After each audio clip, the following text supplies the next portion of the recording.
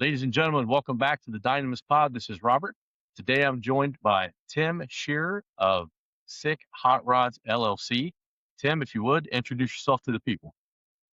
Yes, sir. Hey, what's up, Uncle Rob? So, hey, everybody. Yeah, I'm Tim Shear. I'm Sick Hot Rods LLC. That's my handle, and I am going to be building fun cars, rolling art for the world. So, that's the long term plan. But right now, I am enjoying life in a custom shop. I have experienced a multitude of different things recently after graduating from WyoTech, and I'm happy to share all my knowledge and information with you. So let's rock and roll. Wonderful. One of the areas I want to hit right before we even get started into this list of things that we kind of talked about a little bit off air. The first one is what's it like leaving the military, coming from the military, being there for a really long time, and then retiring from there, and then coming into a school, learning something different than what you were doing there, and then going out into the workforce. Tell the people a little bit about that, what your experience was like. Yeah, absolutely. So I hit the ground running. The day I left the military, I took a pretty much a week travel in a tiny home, which was an RV, and with a brand new baby and a toddler already in tow, and my wife, him, and I, we went down to WyoTech. And going to WyoTech, let me tell you, I mean, it kind of felt like coming back home in the military sense. We had a uniform to wear, we had hair standards and grooming standards, and it was easy for me to transition into that and carry that over.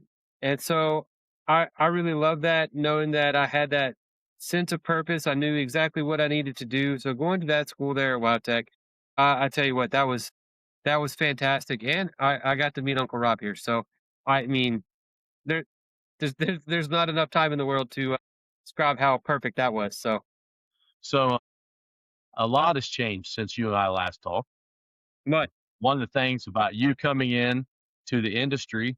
So describe to everybody what that was like, how that went, and was there any pitfalls that you had to navigate or anything like that?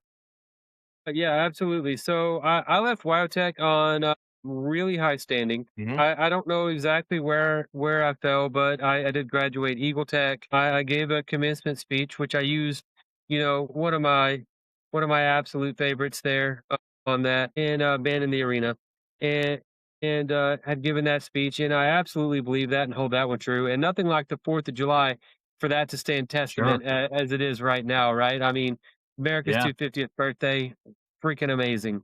So absolutely. coming into that, I wore the red sash saying that industry ready, which means that I had a job lined up, and I did. So I went there, carried a professional standard, and quickly learned that I just I wasn't exactly who my boss was looking for, and it's nothing against him. It was kind of a misunderstanding between us both, and I still stand behind the guy. I think he's great, but it was just you're what I need, but you're not what I need yet. And so I had to put food on the table. So I went job hunting, and with my background, and luckily with military, you carry such a professional appearance and such a professional attitude. And coming with my knowledge and maturity, I landed a job with BMW the exact same day that I left the other place. Like, I went out of the parking lot and went into an interview, and it was pretty awesome. What I can say about that was, at BMW, I wasn't prepared. So I went into BMW, and my managers, the people there, absolutely fantastic. But BMW is on the cutting edge. BMW is definitely a leader in as far as technology goes, and just the advancements. You need to go somewhere specialized to work on BMWs, and there's plenty of schools out there for BMW. I know Rob here does has switched gears and put on the hat of our rival from WyoTech, and and has went to work the BMW program for UTI, correct? So but it's very specific, and I learned a ton in my time there at BMW, Sure. customer Yeah. videos. So doing when you walk through to do your oil change, and you take all your measurements and you do everything and you show the customer everything that you see and you tell them what you see and you have a list of everything that you have to go through that drops down and you go through all these things with the customer and you tell them just A through Z of everything that you're seeing, that's something that's something a little extra special. And then, I mean, BMW itself, I went to kind of a town hall for it was a guy who was from Car and Driver. He was a writer. He did a bunch of car reviews and videos and stuff. But he was talking about this electric company that was down in Texas. They're like, "Oh yeah, they got these cameras that go all the way around and blah blah blah." And I was like, "Dude, BMW's been doing that for like 3 to 5 years. Like that's not new to me. Like that's old news. I mean, you guys are behind." So what BMW does is absolutely fantastic. Now, I'll caveat that there's a lot of stuff that BMW does that I personally do not like, but they're a business and they're just trying to do what they need to do to maintain their business, and I get that. But at the end of the day, my heart and soul is it's set with the old guys. It's set with the classics. It's set with things that have heart and soul going down the road, and probably probably things that you cuss at when you come to a stoplight or you park your car. Loud. Yeah, yeah, and All that those vehicle things. that's probably me. I'm probably in that vehicle in front of you. Sure. You're the guy. So back to that, the DVI, the digital video inspection. So how important do you think that is? And what was your guys' standard when you was at Ann Arbor, Michigan? How long should it be? Because that's a question I get a lot, and I like to go through like Step Connect and find, yeah, say 5 minutes. Yeah. So short and sweet. Really, you don't want to go over 5 minutes because, I mean, how long is a person's attention span? Modern modern standards is 17 minutes for an adult. I think Yeah, that's a stretch. I do too. I agree with you. I know what I'm like. I'm chasing squirrels all day long. Yeah, and that's my thing. When we did the DVIs, we went through. Of course they send rollback training and slideshows and meetings, and they're like, "Hey, this is classified. This is what." This is what your time frames are, stuff like that. But they talk to us and they're like, listen, when you talk to your customers, you really short and sweet, Hmm. dumb it down. My wife gets on to me constantly about this. She's like, "Oh, there's something weird going on with the cars doing this." I'm like, "Well, it could be, this going on with your tie rod. It could be this bushing this." She'd be like, "What?" She's like, "Just Yeah. make it simple for me, would you?" And so that's kind of the thing. So when we go through the videos, I touch the parts, or well, I did whenever I was there. I would put my hand or point to the part and be like, okay, this is your lower tie rod, this is your upper tie rod. This is your lower A arm, this is your upper A arm, this is your coilover. This is showing where you have any signs of leaking. This is what we look for right here to see if this part is good or bad. Hey, rear seals on BMWs, I mean, I swear 9 times out of 10, I would find a rear seal that was going bad. I don't know if it's just a notorious thing for them, but A lot of German vehicles, especially if they're turbocharged, and a lot of them are now, they usually have PCV problems that start that. And the PCV, so Volkswagen was the same way when I was at VW. We found a lot, and we would find some that were so bad that they would actually force the rear main seal out of the housing of the engine. So it would be pouring oil, especially under starting. Once it's running, pressurized right there, it's just pouring oil right out of the back of the engine between the engine and trans. So that's kind of a huge thing amongst the Euro vehicles, especially being turbocharged, especially with PCV systems built into the valve cover now. So it's not like that gets changed a lot. And if it gets any grime, or if you're using substandard oil, or if you're using also substandard fuels, believe it or not, can actually gum those things up. So that's usually what ends up starting it. And then of course your end result is an oil leak. oh yeah, and BMW especially, I mean, really, really be hard on maintenance. You know, Hmm. it is extremely important. The tolerances for BMW, there is no give. So you got to be firm with the oil changes. I learned from my master tech there that you don't even want to use an aftermarket like windshield washer fluid. Like me, I throw Rain-X in all my Fords and whatever. I'm like, Rain-X, baby, let's send it. You know? Did you get Like you wiper skip across the windshield if you tried it, or did they tell you what happens? so with BMW, from what I was told, is that it like clogs that stuff up. Those that the chemical makeup of that stuff is just too Sure. thick. On automatic sensing wipers, it would literally just make the wiper arm skip all the way across the windshield because it wasn't used to the difference in the electrical side that it was trying to watch to see if they were stuck, and so it could shut off the circuit. It would just kind of help lubricate them, believe it or not, and it would just freak out. So that's funny that they got chemicals in it that would like stop the pump from, maybe gumming it up, that type of thing. Yeah. I mean, it's wild. It is absolutely wild. To me, that was the wildest thing. Like you had a not a really large RV, like you were saying. When you come to WyoTech, you had that RV. You found a place over near there where you could stay for the duration. So that kind of worked out. It was a little pricey, but like as soon as you're all done, like you guys loaded right up and then headed towards this direction like I came. You guys ended up in Michigan, correct? Correct. Yep. And you're moving there for just to get closer to her mom and dad. Is that right? Yeah, we're just glamping. We're just Yeah. glamping. It's all good. So Yeah. And you guys got yourself a place there now. we do, yeah. You know. Exactly, yeah. Well, that's a nice thing about having an RV too, right? It's like it's pretty close, at least to like a single wide trailer. If you need to, you're able to pack up fairly quickly. You can go where you need to go next. It does fit some people with their nomadic lifestyles now.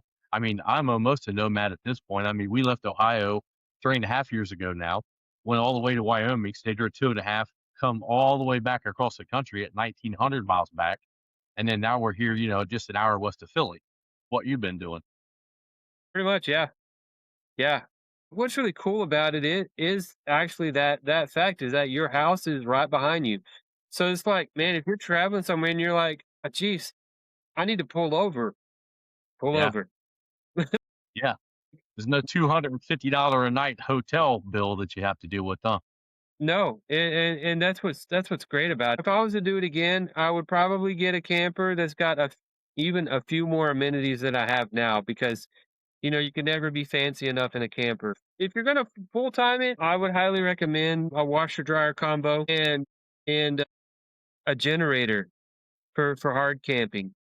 That would be Definitely. probably my two biggest additions. Everything else is pretty negotiable. So I wanna touch on a couple of these things before you get into getting off here.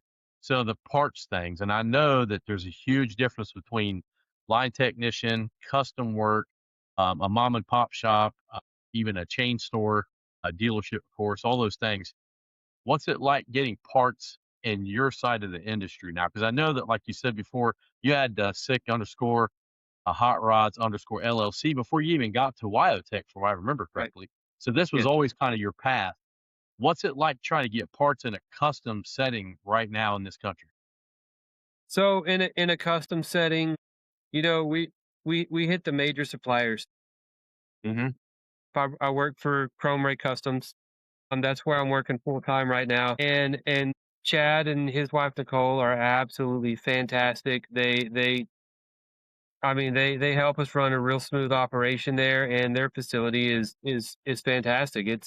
It's what I would want in my own facility, and what I hope to have. How they run things is a little different from how I want to run things because I'm personally not after a customer base. I want to Hmm. build cars to the way that I want to build them, just as artistic expressions, and then I want to sell them out. And it's like, if you like it, you like it. If you don't like it, well, kick rocks, man. That's and it's not really lucrative on a business end for what I want to do, but it's what I want to do. Yeah, it takes a lot of time to put into that type of thing. It does. And so what we're doing there, at Chrome Ray Customs is we do the full scope. So we do engine builds, we have paint and body, we have we have fabrication, full time, full mechanics, the whole spectrum of things. The only thing I really see that we don't do is we don't build like full on chassis, and we usually get those from really whatever vendor's not the most backed up, which goes into our talk here. So we go into TCI, but Scott's has probably a 3 to 4 year backup, before you can get that. And, that's not what your customers want. And so a lot of times what we'll do is we'll get, if whatever part we can't get, we look at it like, okay, can I make this? Can I get this metal? Can I build this part? What's the cost? What's the cost slash, benefit? How much time am I saving? That type of thing.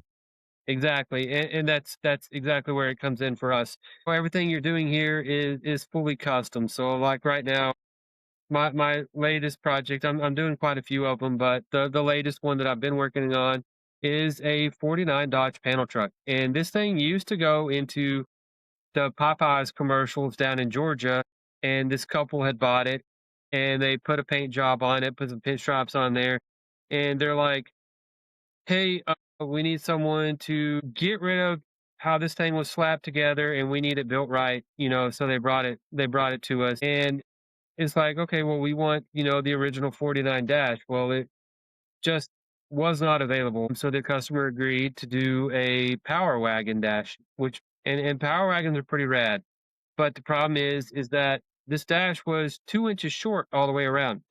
So I had to, fabricate this dash. I had to make sure that all my angles were correct, that everything was perfectly aligned, and it's a lot harder than even what it sounds like. I mean, just making sure that you Yeah. have, you're sitting in that driver's seat, that everything is perfect, that there's no high visibility difference. Everything's set and perfect and level, this way, up and down, left and right, and then it was like, okay, well, now we want to put this vintage air kit in it because, the old air conditioning system, it just looks gaudy and it just looks trashy. We want to make that look right. It's like where they want you to just kind of slap these window or, these vents together. It Yeah.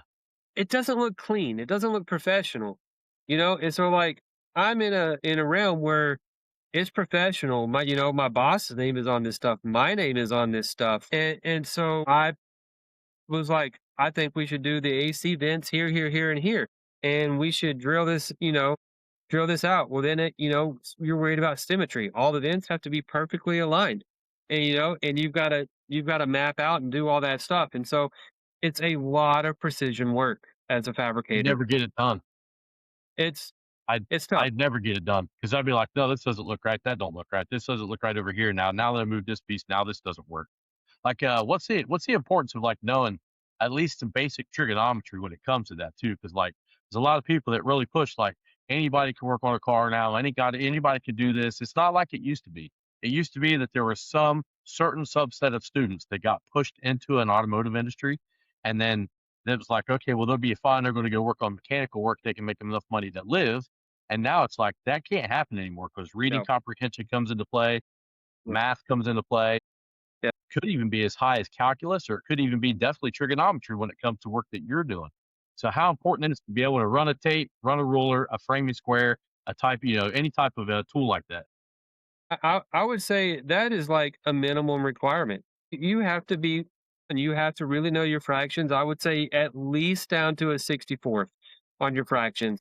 And then knowing the decimal equivalent to those is another side of that. Where you pretty much you need to be able to outsmart the engineer that built the vehicle. And if you think about the college and the math and everything that these engineers go through to build a vehicle, and you have to have the knowledge to be able to be like, okay, well, here's what you guys did wrong with that, and here's how we fix that. You have to be at that level to be smarter than the engineer coming into this industry. They make it sound simple, but it is absolutely, you've just got to be on another level. Yeah. Yeah, I agree with that. So one of the things that I put at the very bottom of it was like the first thing that kind of pops up in a lot of people's minds. Toolboxes have wheels for a reason. All these sayings are out there, right? If you're not happy where you're at, make like a tree and leave. All these have been said across the entire industry for as long as I've been in it. What's some red flags that you see that you kind of know that like I should probably look for somewhere else to be at? Well, I would definitely say one of the things is from day one when you arrive, you want to make sure that you're going to fit in with everybody there. When you're doing your interview with your boss, your foreman in there, and he introduces you to your master tech, and he introduces you to some of the other members in the shop, and you've got that time during those interviews to walk around and kind of see everything. Take that opportunity to fill that out, to know, is this somewhere where I'm going to fit in, or am I going to stand out like a nail and get hammered? I've been to places before. One of the things that I always tell students, and I think you probably remember me telling you guys this, was like if you go to a place and you try to interview and they won't allow you to walk through the shop and they won't allow you to talk to a technician, or if they're like setting, yeah, it's a huge red flag, right? Like they're setting up a course for you to kind of walk through the business, but never really get to stop and talk to anybody. That's also kind of a red flag. I agree with that 100%. Like I said, I've used that as a teaching tool because I think that one of the things that doesn't get taught enough is the psychological side, is the soft skills side, is what you have to be able to do to work at a place, especially a place where there's weapons everywhere. There's a lot of type A personalities all over the place, and especially dealership life. When flat rates involved, when the service advisors are involved, and they're trying to work for every single hour that they could possibly get, it can get quite cutthroat. And those things are really things that students and people that are getting into industry should understand, like they're getting themselves into. They should be able to do, like you said, go in and be able to talk to people. Make sure that they have prepared questions that they can ask others when they get there. And really, that just comes falls down to being prepared for the actual interview, if you ask me. Absolutely. Those are a lot of hot points for sure. Some others I would add on is, during your initial time there, you want to make sure that you're not getting thrown to the wolves. You don't want to just start out, just Yeah. be like, "Hey, we're going to go ahead and start you out flat rate." No. Walk away. Don't take it. Make sure that you get in on an hourly basis. Make sure that you're going to jive with your master tech and they're going to be there to help you out. I was absolutely blessed with my master tech. I was blessed with my time there at BMW. I just learned that it just was not the life that I wanted, So I walked away from BMW because it was just whenever I got there, I was like, you know what? I like BMWs. They're great cars. It was what I needed to put food on the table. And what I'd realized after getting there, after working, and I was told that, hey, you're doing a good job. Hey, you need to pick up here. Hey, we really like this. We don't like that. I was truly blessed with the people there. And Ann Arbor is a flagship BMW store. They've opened that new store, and it is a one of one. I mean, corporates from Germany came down and they look at this store, and so it's really an eyes on store. But you are part of the retail cog, and that's something that you're not really told when you go to work on this is, yeah, you're not directly working with the customer, that's what your service advisor is for, but at the same time, with doing the videos, with, you know, "Hey, you're pointing this out," you're telling your service advisor, that customer's talking to them, and then it's coming back to you, and then it's just like, "Hey, well, you need to fix this," and then you've got warranty time. Warranty can be a win or a huge lose, especially with BMWs. There's tons of warranty because it's everyone's built to where it's like, hey, we're gonna drive the newest and greatest for a few years. We're gonna trade it in, then we're gonna drive the newest and greatest for a few years, and that's the nature of the beast for BMW. You just kind of feel like you're becoming a part of the machine. Like you can do this. Like I got to where I could do an oil change in 10 minutes. And then within 15 minutes, I've told you everything about your car and I've given you a video of everything that's going on. A brake fluid flush and an oil change and like a tire rotation and maybe even a brake caliper resurfaced or something like that. I could do all that within a couple hours, like everything combined. And then the resources they have are fantastic, but you just kind of feel like you're just slinging parts. Sure. And I feel like that's kind of a bad thing to say, but It's not. That's an honest view from somebody that went there that wasn't necessarily like all the way in on that particular thing. You kind of wanted to see what it was like. And like you said, you had to put food on your table. So like you're saying, like you have to do something that you're absolutely passionate about. And there's a ton of those people that do work in there that work on as a line tech and they work on those cars every day. They're extremely passionate. They love what they do. But for 10, that just wasn't for you. There's nothing wrong with that. I don't see there's anything wrong with that at all. Because I mean, I've been different places, I've done different jobs. And I think I was telling the wife actually yesterday that, like, it's interesting how things go because to be quite honest, I never thought that I would actually end up as an instructor. To be honest, I mean, there was always the thought maybe sometime in my future I would become an instructor. But honestly, my trajectory was I wanted to kind of at least retire and fixed ops director, that type of thing, or even move over across the aisle over into general manager because general manager at the dealership a lot of times is taken up by those positions that are come out of sales. A GSM moves up, then he becomes sales manager, then he becomes the general manager. So a lot of times it's not the fixed ops side that gets picked. So, like 10 years ago, it might even been longer than that, I started reading about psychology. I started reading about psychology of sales and, trying to figure out ways that I could change who I was into something that would be okay and professional to be able to do that position and attain those heights, finding out what it is, what drives a person. And there's nothing wrong with saying, hey, that wasn't for me. What would have been wrong is if you'd stayed there a really long time and you'd started to hate it, and then you start hating yourself and your family and everything else. Because that's what happens sometimes to technicians, they spiral, and it's a bad thing. Like if it's not exactly what you want, something has to change, you know? And yeah, I think you made the right choice. You knew that custom was what you wanted to do. So I don't see there's an issue with that at all. yeah, thanks. I appreciate that. That feels pretty justifiable. And and I mean it's only true. I mean BMWs are awesome. They're great cars. They're fast. They're fun and they're very modern. And I'm into fast and fun, but modern's the third wheel of that cog that that's just not me. I like old. Keep it classic, right? So it's funny how the irony worked out with this shirt. That was not intentional. It just happened to be what I was wearing for Fourth of July today. But Exactly. yeah, that's just kind of what goes on with that, and I give huge props to anybody that's slinging wrenches in the industry and trying to pay off their Snap-on or Matco debt.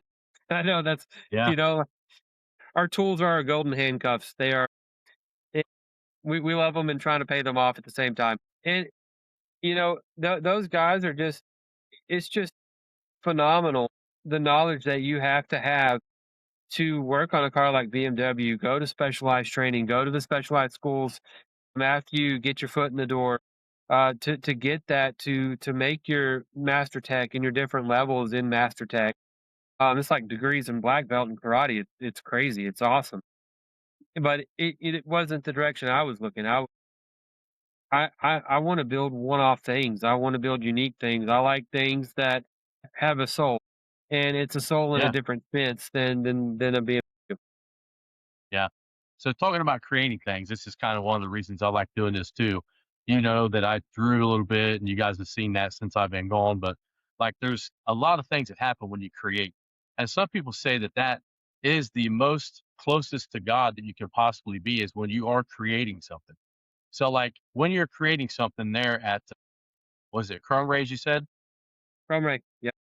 Chrome Rays. So when you're there, which part of the process do you feel like is the most special to you? Is it like the pre-plan? Is it the graphic design part? Is it making the sheet metal and bending things? Is it put paint to it? What is the thing that you like the most about doing that? When we get cars in there, and it's on the webpage that every car has a story. And when a car comes in and you're building something special for somebody, whether it's inherited, whether it was like, hey, this was mine and my dad's, and we got so far, and my dad passed, and it's my dream to get this car to completion and be able to drive it in his honor, and you're like, okay, well, you're there to get the rest of those pieces to the puzzle. And you're there to do. do what couldn't be done or create things that couldn't be done. For me, that's the fabrication process. I personally love I absolutely love building power. Building a big block engine and putting the power to the ground is there's just something about that roar of thunder that's just classically American. But at the same time, people appreciate the the body work and the customization that goes into things. When you can build that extra something into this car that nobody else has, and whenever a guy like me can fabricate that and be like, "Hey, I can build this, and I know that this went in here, and nobody else is going to have that." That to me is what sets it apart, and that's what I like. Sure.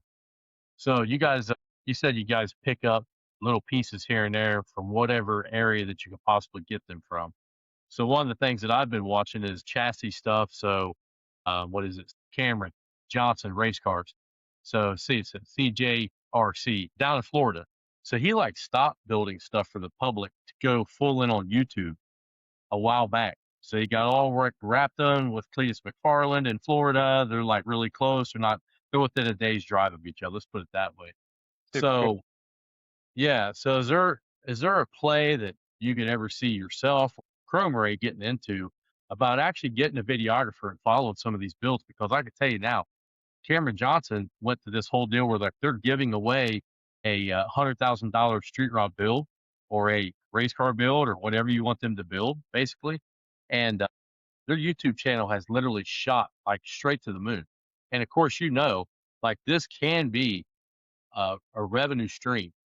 Once it gets so large, it's almost passive at that point. You really don't have to put a ton of the material out and content. You can really focus on, I'm going to put out the best thing that I possibly could put out and then ship it and then go to the next project. Could you ever see yourself doing that, or could you ever see Crumray doing that? So myself, definitely in some way. But Chrome, I can't speak for my boss and what he loves. What he has now is fantastic in the direction he is going with that. I could see that, somewhere being videoed, sort of like what Bitchin' Rides is, or Yeah. something in that direction. I could Graveyard see. cars, bitchin' rides, overhauling. I mean, all those things were huge. Motor Trend TV that went away.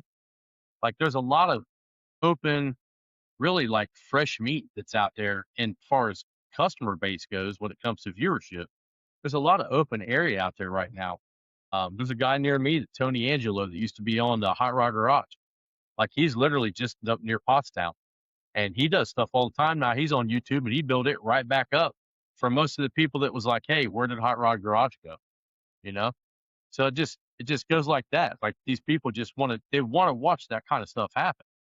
It's neat. It's so interesting. Because it's not something that people get to see every day, and we do a lot of a lot of custom work, and we're a pretty tight knit group of guys over there at Cromer Custom. We're all like a family. We really are, and I love it. Um, I love it on that front. I have a passion for racing. I have a passion for getting just one off custom builds done that are just completely off the wall, about like my haircut, just completely off the wall. And I don't know if you noticed, but yeah, my wife allowed me to go full mohawk, and so she's like, if I didn't like it, I wouldn't do it. And I was like, sweet, as long as you support my wild behavior, we're good. Yeah, that's more of a bro hawk, man. That thing's like wide up there. Yeah, yeah, it's I pity the fool. All right, so Right there, you go. and So so a quick question that's going to tie into a later podcast. I'm not going to get real deep into, but the camaraderie that happens in the military, it's sometimes tough to replicate when someone leaves the military, no matter what branch, because like there's some positions in the military across all the branches where you may have more time alone than you might, than with a unit. But what do you think about, and can you speak to, because you did this, leaving the military and coming into the auto industry where there's a lot of camaraderie and it's almost like working at a firehouse sometimes, I think. There's the same people we most time every day that you see. Most of them are fairly friendly for the most part. Some results may yeah, vary because sure. I've had that side of it. But like, what can you say about that, and what does it do for somebody? Because this industry really does. They go for vets. They try their best to get veterans, and I don't think that's just because that there's a GI Bill that can pay for a lot of their training. I think it does actually speak a little bit to that subset of the soldier class. So I think a lot of that has to do with the fact that we're in the military. We trauma bond, right? And we embrace the suck. If it's gonna suck, it's gonna suck mutually, and our sense of humor and the way that we talk, the way that we think, it all kind of just like collectively Right. combined. And Sure. so you get in the automotive industry, and you're all working on these cars, say at BMW, right? I mean, we're all working on the same types of cars. When I was there, it was winter, so it was SUV season. It was X series, everything. And so it was always like, oh yeah, I got this X3 and it's doing this and that. And you'd be across the shop and it'd be like, hey, check this on your brakes, and like so like we would throw banter at each other all the time. I think a lot of that has to do with, especially being military is that you just you know how to deal with the crappy situation. You make light of it and you just keep rocking on. And I think that's how it is. We had so my master tech, he would be the first one in every single morning. I was usually right behind him, because that's he was actually a prior Marine, and then I'm military too, but under Air Force. So he would show up, and sometimes he would beat me there. Sometimes I would beat him there, and we walk in, and if there was no music, I was like, "How did I beat him here today?" And so Yeah. he would come in, he would turn the music on, and we would laugh. It's like you like gotta turn the music on so the demons don't win, right? So like I don't want to hear my thoughts. Better hear the music. Yeah. There's a lot of truth to that because I've mentioned it before in class, and I still to this day, like the music that you listen to sometimes is what gets you through the day. And being able to listen to music. And honestly, now there's some places that let you wear AirPods. You can wear headphones, the tiny ones. As long as you're available, right? Like most places don't really care about that. And podcasting now, of course, hey, we find ourselves in, we're literally in a podcast right now. So it's like that kind of stuff can be listened to during the day now. And you can kind of do two things at once. You can walk and chew bubble gum, right? Yeah. So And people have a lot of fun doing it. yeah, and you talk about music and things that get you through the day. I am Huh? very God based.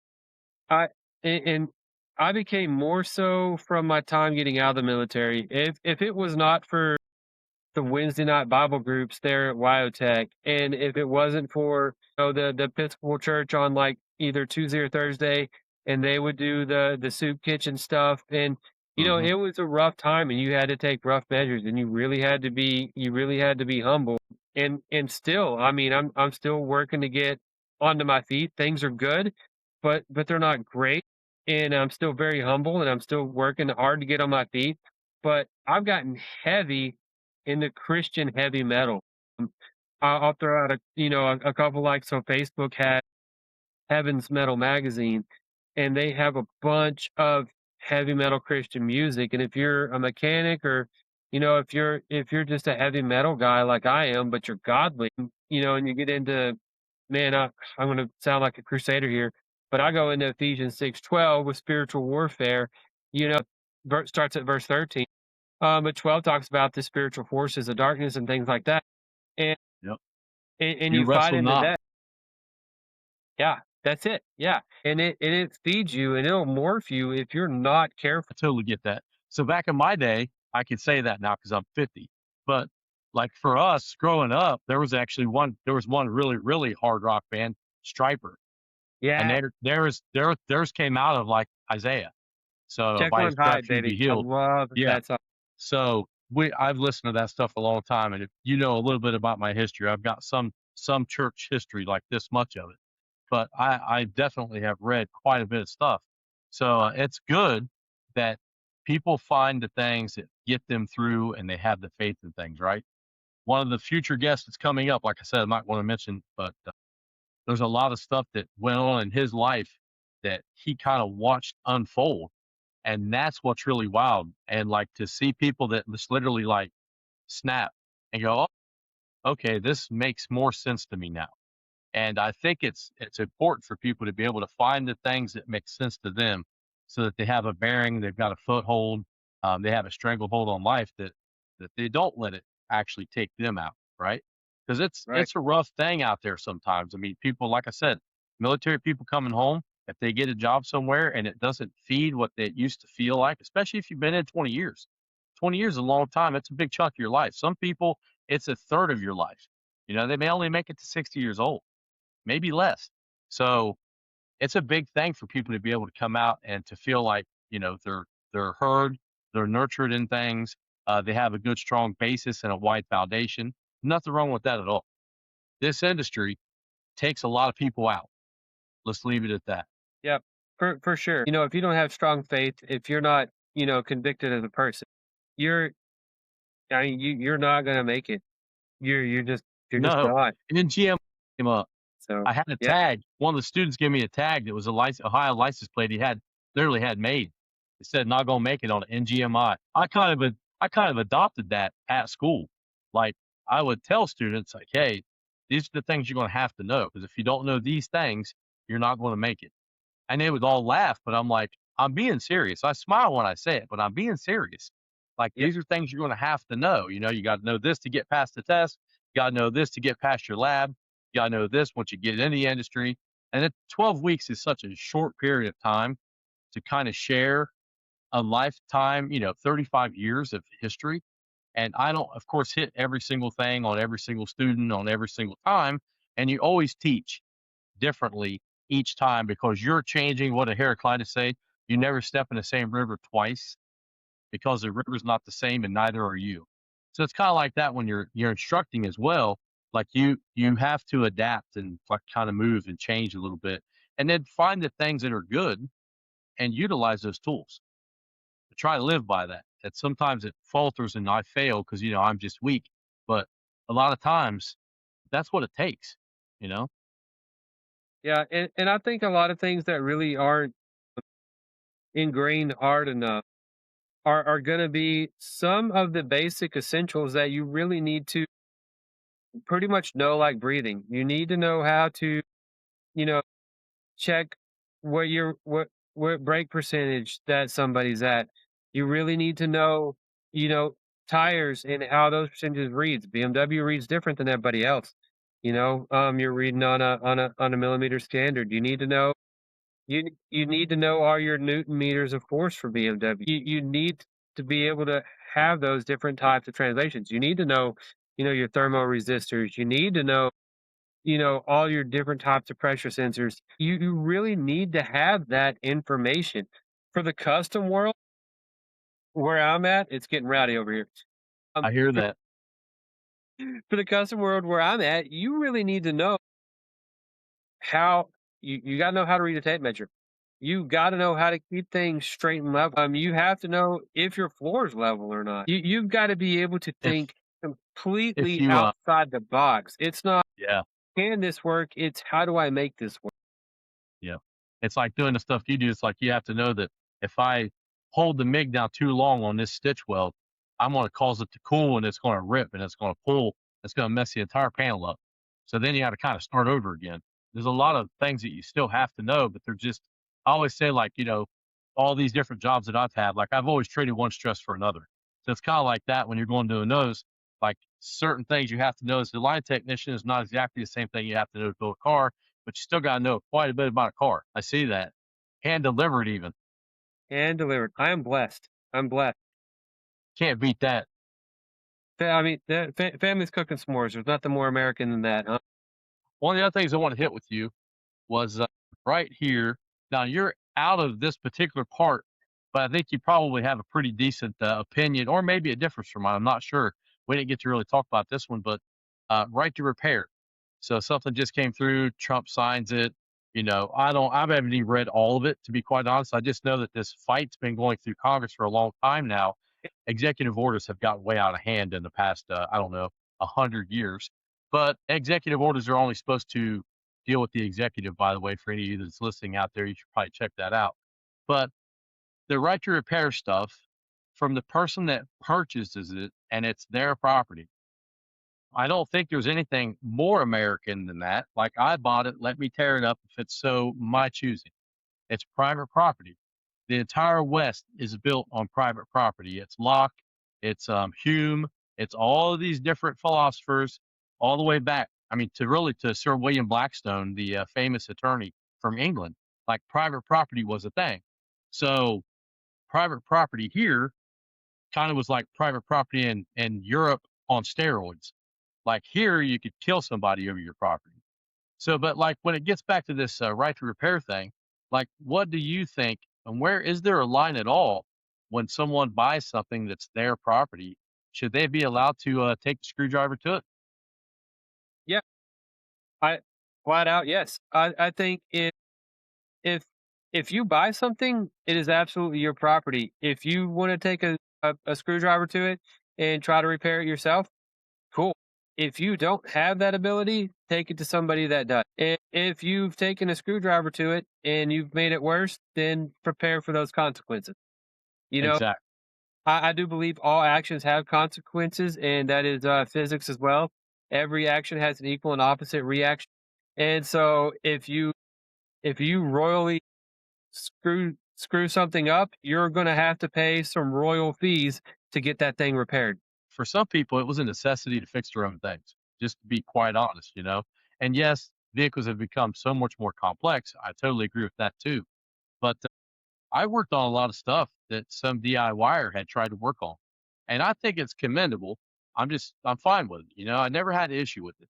But like you said, there are times when they've really royally flubbed it up that I'm sorry, like, it's going to cost us extra time now because you went in and done some things that you shouldn't have done. You know, I don't see how this has gotten to the place where it's a federal problem. First off, just blows me away. Like, there's so many more things that could actually be soaking up people's attention, like crime in the streets. And then on top of that, I just went and watched Young Washington, so I'm a little fired up. I watched it Oh man, earlier today. It's I amazing. literally I literally watched the preview for that right before we Yeah, chatted. So I'm yeah. I'm fired up as It's well on that, it's and well worth your money to go to it. It's amazing. I can't wait. I I'm don't I'm gonna I don't I'm gonna tear do. up. I don't tear up often. At the end of that movie, the ending is so good. Like, I felt 2 tears come out of my face, and that don't happen. I didn't cry at my own parents' funeral. Like, that does not happen to me. Yeah, that's been a long time. It's been a long time. So, one of the other questions I got on here is, one thing that's different that I've watched from where I used to teach at to now how I get to teach, because I say I get to teach because it's actually a blessing as well. A lot of Socratic questioning is done, a lot of preparation, but a lot of me sitting back and allowing students to just do the work. So I have to do a lot on the backside they don't get to see, but they get the benefit of it because we really use the Feynman technique. So the Feynman technique, you probably were taught this as well, because I know You that I taught me used to that. bring it up there a lot, is basically being able to study something really hard, turn around, and you're studying it to the level that you need to teach it to somebody. And then you teach it to somebody and you try to find the holes or where the knowledge gaps were. And then you do it over again. You go back and restudy a little bit, you do it again, and you get better. And over time, that helps a lot. So I've got to see a flourishing of, and if students from the instruction, where it comes from this old Greek way of being able to have a lot of one-on-one time. Students, there's only 12 students in any class that we ever have. That's the cap, because BMW understands what we're pushing into this. So we only have 12 students. So there's a lot of time that we're able to actually put towards those students. So we do a lot of gamification. We teach them a lot of stuff, like all the different systems on the car is pretty much covered in 12 weeks. So it's a very intense course, but I get to see this old way of how things used to be done. What did the military do during your trainings that you had at the Air Force? It's you're not really taught the Feynman technique per se, but it is definitely in you. So in the military, you know, we would train on something, we would take a test on it, be evaluated just like we would there at WyoTech, and then you would go in and you would real world do that stuff. And then when you deployed and went downrange, and for everybody that watches this, these are my battle badges here. I served 7 tours overseas, and and what you would do is you're training those guys that are younger than you know, and sometimes you learn from them, but a lot of times they learn from you, and you're always a leader and you're always a follower, and that's something else that isn't so much taught. But you know, you're like, okay, I've got to give this instruction to be able to get these guys to do this.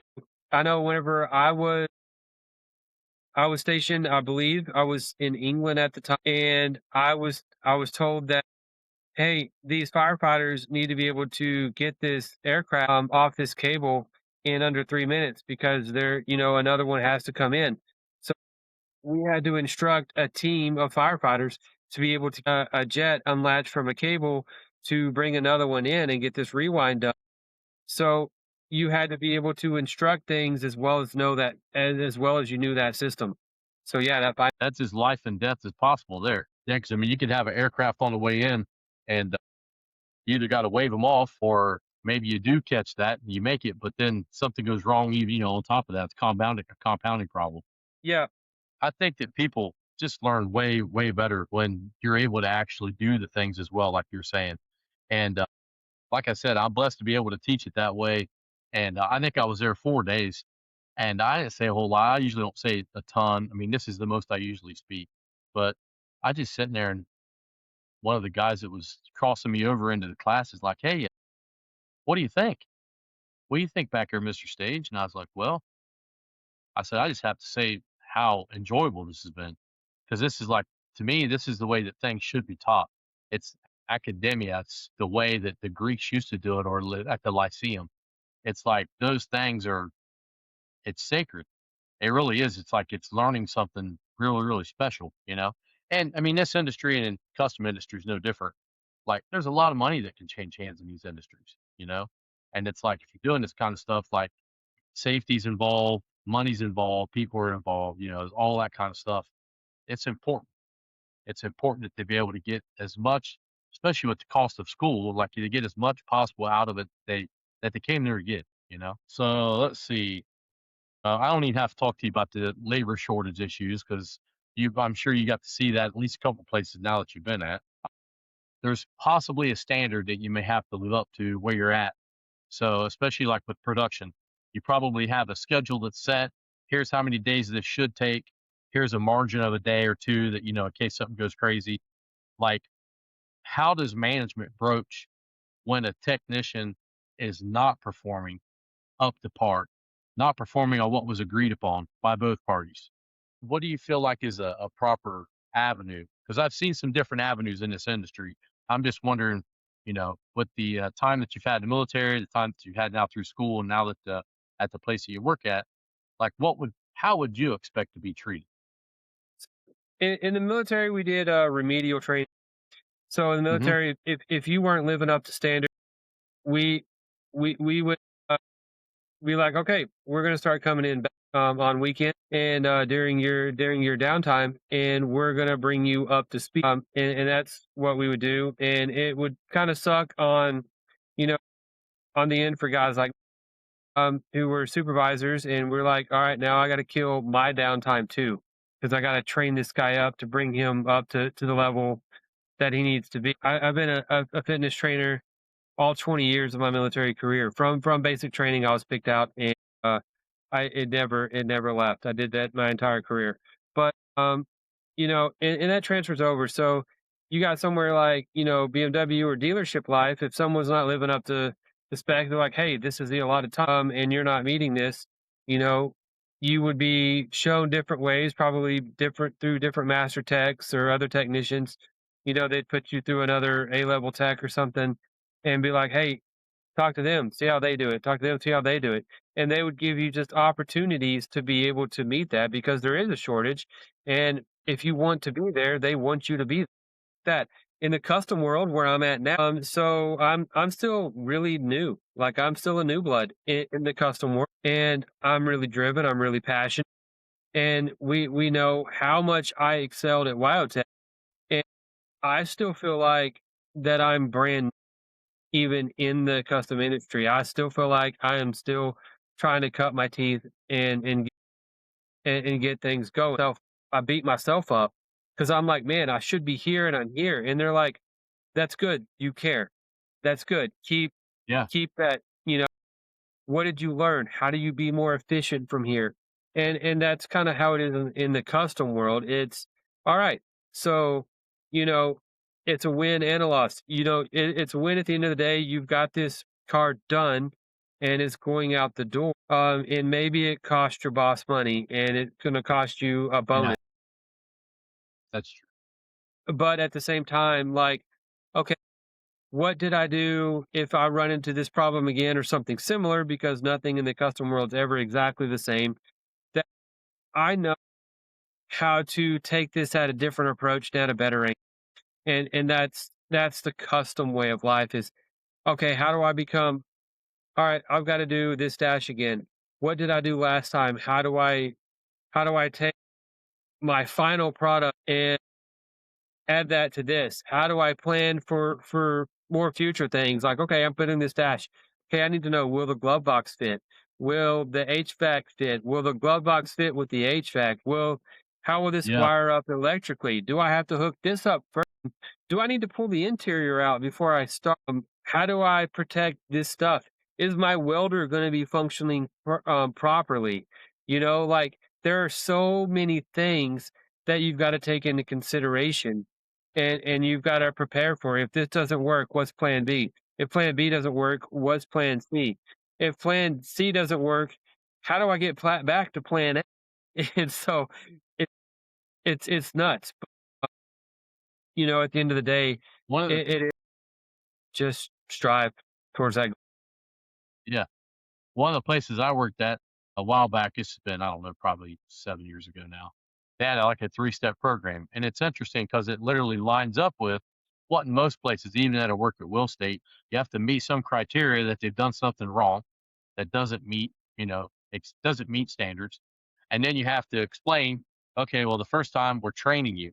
So like you said, it's very similar. Very first thing was train, and then the next thing was reassign with another, put them on a pit performance review type of setup. Or the third thing was, hey, you're still not doing this. You're in such an area here where we really thought that you would take off, and it's not working out. And here's the third thing, and goodbye.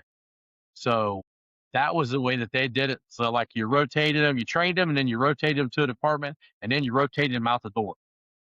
So, and I think that's an okay standard as Yeah, long as the proper things are being met and followed. I Like, mean, yeah, hey, we had a sit down. There's a lot of protocol that goes along with that. yeah, absolutely, and it's a business, and as an associate or anybody else, that's working a line tech or anything, you've got to understand that this place is a business, and you're a product. You're a product, no matter. And you know, if you're not performing, just like the parts you're replacing, you get cut. So you've got to make sure that you're able to perform. The thing that I used to always say was, you're my customer to students. You're my customer, and you're also my product, like you're saying. And I cannot let you leave here with just rubber stamping everything that happens, because if I do that, I'm not doing the industry any good. And I'm shortchanging you. I'm shortchanging you and your industry once you get out there, what your response to it's going to be, and also how you're going to do in it. Tim, it's been amazing having you on. I really appreciate you being able to take the time out of the day and come on here on such holidays we have, America's 250th. It was my honor to have you on here as a veteran and also as your former instructor. I'd like to bid you a good evening, sir. Thank you, sir. It's been an Absolutely. See you, Tim. We'll do it again. honor.